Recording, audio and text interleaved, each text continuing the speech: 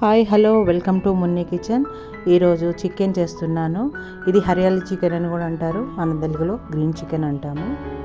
మనం రెగ్యులర్గా వండుకునే చికెన్ లాగా కాకుండా ఇలాగ వెరైటీగా కూడా ఒకసారి ట్రై చేయండి, చాలా బాగుంటుంది. చికెన్ వచ్చేసి గ్రేవీ లాగా కూడా చేసుకోవచ్చు, ఫ్రై లాగా కూడా చేసుకోవచ్చు, ఇగురు లాగా కూడా చేసుకోవచ్చు. ఫస్ట్ కళాయి పెట్టేసుకొని తగినంత ఆయిల్ వేసేసుకోవాలి.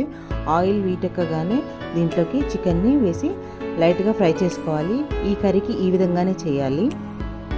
చికెన్ ఫ్రై చేయడం వల్ల టేస్ట్ చాలా బాగుంటుంది. చికెన్ అంతా వేసుకున్న తర్వాత దీనిలో 1/2 టీ స్పూన్ పసుపు వేసుకోవాలి, 1 టీ స్పూన్ సాల్ట్ వేసుకోవాలి. ఇవి రెండు బాగా చికెన్కి పట్టేటట్టు కలుపుకొని మూత పెట్టుకోవాలి. స్టవ్ని మీడియం ఫ్లేమ్లో పెట్టుకున్నాం అనుకోండి, చికెన్లోకి వాటర్ వచ్చి చికెన్ బాగా ఉడికిపోతుంది. చూడండి, చికెన్లో అంతా వాటర్ వచ్చింది. ఈ వాటర్ అంతా ఇంకిపోయి ఆయిల్ పైకి వస్తుంది. ఈలోపు దీంట్లోకి మసాలా రెడీ చేసుకోవాలి. దీనిలోకి కొత్తిమీర, పచ్చిమిర్చి, పుదీనా, కరివేపాకు ఇవన్నీ మిక్సీ జార్లో వేసి గ్రైండ్ చేసుకోండి. కొంచెం కారం ఎక్కువ తినేవాళ్ళు పచ్చిమిర్చి వేసుకోండి ఎక్కువనే. నేను 8-9 వేసాను. మీరు ఇంకా ఎక్కువ కారం తినేవాళ్ళు అయితే ఇంకా 4-5 యాడ్ చేసుకోవచ్చు, బాగుంటుంది. దీనిలో మనం రెడ్ కారం యూజ్ చేయం కాబట్టి చిల్లీస్ ఎంత కావాలో మీరు చూసుకొని వేసుకోండి. 1 టేబుల్ స్పూన్ అల్లం ఎల్లిగడ్డ పేస్ట్ వేసుకోండి. ఒక 10-15 జీడిపప్పులు వేసుకోండి. మీ కర్రీకి తగ్గట్టు జీడిపప్పులు వేసుకొని చూసుకొని వేసుకోండి. తర్వాత పెద్ద కప్పు పెరుగు వేసుకోండి. టేబుల్ స్పూన్లో చెప్పాలంటే ఒక 6 టేబుల్ స్పూన్లు అయితే సరిపోతుంది. వీటిని మెత్తగా గ్రైండ్ చేసేసుకోవాలి. తర్వాత 3 మీడియం సైజు ఉల్లిగడ్డలు తీసుకున్నాను, అది కూడా మెత్తగా గ్రైండ్ చేసుకోవాలి సపరేట్గా. చూడండి, ఆయిల్ అంతా పైకి వచ్చేసింది కదా. ఇదే టైంలో మనం గ్రైండ్ చేసి పెట్టుకున్న గ్రీన్ పేస్ట్ వేసేసుకోవాలి.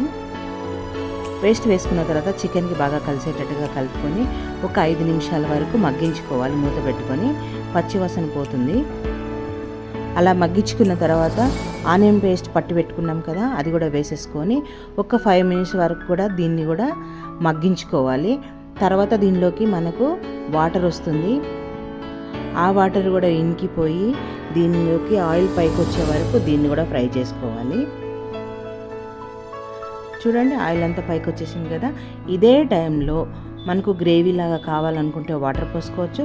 గ్రేవీ అవసరం లేదు, మేము ఇలాగే తినాలనుకుంటే ఇంకా కొద్దిసేపు మగ్గించుకుంటే సరిపోతుంది. నాకు గ్రేవీ లాగా కావాలి కాబట్టి కొంచెం వాటర్ పోసేసి కొంచెం సాల్ట్ వేసేసాను. దీన్ని కూడా ఒక 5 నిమిషాలు మగ్గించామనుకోండి, మనకు గ్రేవీ దగ్గర పడుతుంది. చూడండి, మనకు ఆయిల్ కూడా సపరేట్ అయిపోయి రైట్ రౌండ్ వచ్చేసింది. మన కర్రీ రెడీ అయిపోయినట్టే. ఎంతో టేస్టీగా ఉండే గ్రీన్ చికెన్ కర్రీ తప్పకుండా ట్రై చేయండి. చాలా ఈజీగా సింపుల్గా చేసేసుకోవచ్చు, వేరే మసాలాలే అవసరం లేదు. చపాతీ, దోశ, పరోటా, రైస్లోకి సూపర్ కాంబినేషన్ ఈ చికెన్. వంట రాని వాళ్ళు కూడా చేయొచ్చు, బ్యాచిలర్స్ కూడా ట్రై చేయొచ్చు. చాలా బాగుంటుంది, టేస్టీగా ఉంటుంది.